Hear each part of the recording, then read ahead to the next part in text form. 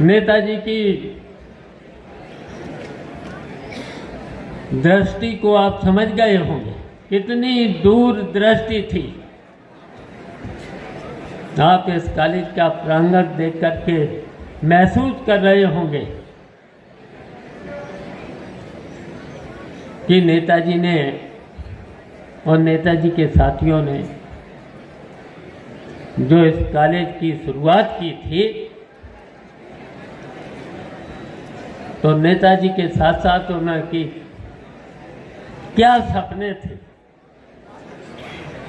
उनके सपने थे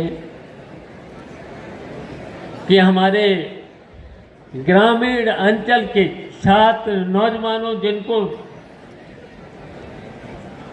बड़े बड़े शहरों में जो शिक्षा दी जाती है, वो हमारे ग्रामीण अंचल के छात्र और छात्राओं को शिक्षा नहीं मिल पाती है।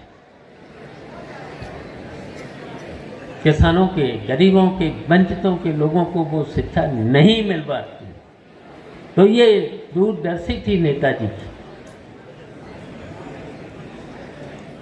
तो आज ये कॉलेज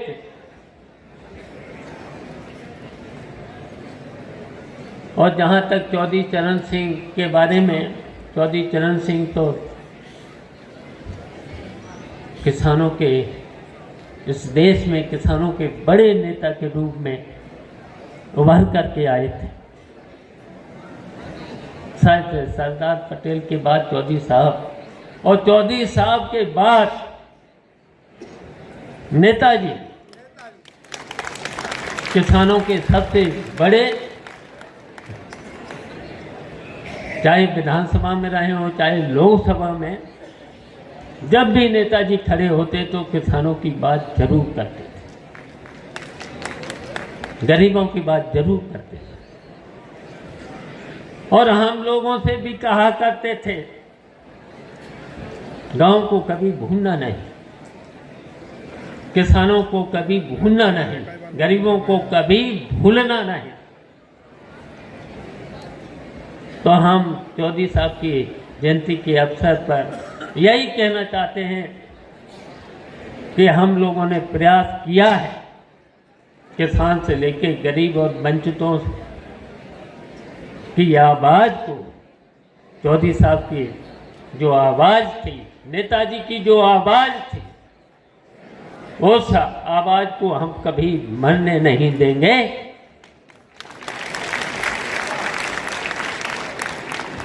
इन्हीं शब्दों के साथ,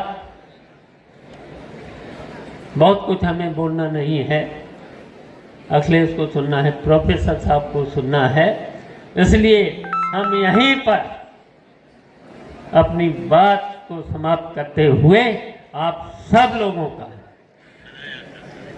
आप लोग हर वर्ष, हमारे छात्र भी इस कार्यक्रम में बहुत रुचि लेते हैं, उनको भी हम धन्यवाद देते हैं, मेहनत करते हैं। और हमारे कॉलेज के प्राचार्य से लेकर